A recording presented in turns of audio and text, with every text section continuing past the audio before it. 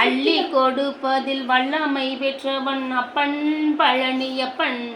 தினம் அச்சம் தவிர்ப்பவன் ஆறுதல் சொல்பவன் அப்பன் பழனியப்பன்.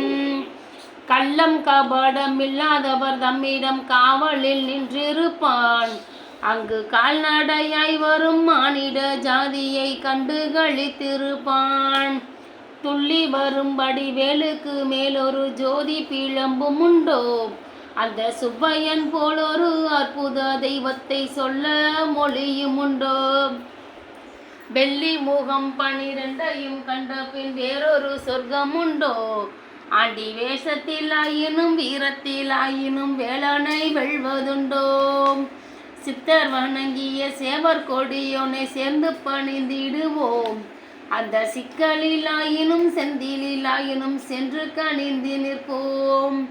பக்தருக்கென்றே திறந்து இருக்கும் தென் பழனியை கண்டுகொள்வோம்.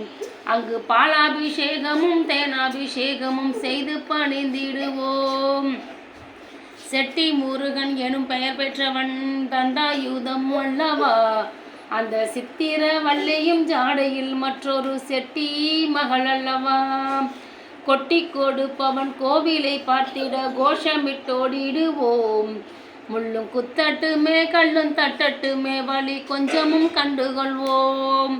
6 ஆன 20 ஆடி நடந்து செல்வோம். சில ஆனந்த பாடல்கள் வேலனை பாடட்டும் அன்புடன் ஊர்ந்து செல்வோம்.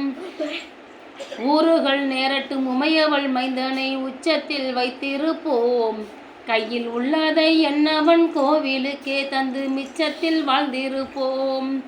வேலன் திருக்குமரன் செந்தில் வேட்டுவன் கந்தனுக்கு 2 கால்கள் நடக்கிற நடையினில் தான் உயிர் கனிவு நிறைந்திருக்கு. காலம் வழி வீடும் கச்சிதமாய் சென்றவன் கால்களிலே விழுவோம். அவன் கால்களிலே விழ கால்கள் நடக்கட்டும். காவிரி போல் வளர்வோம், காவிரி போல் வளர்வோம், காவிரி போல் வளர்வோம்.